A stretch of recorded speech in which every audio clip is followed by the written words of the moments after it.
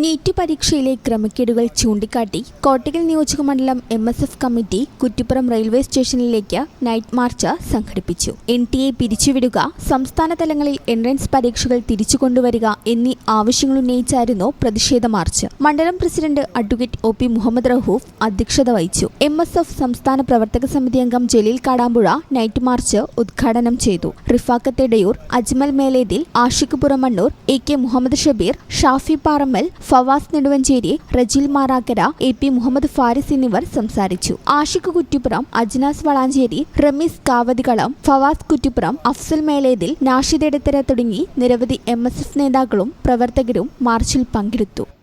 ഈ channel news Kuttippuram.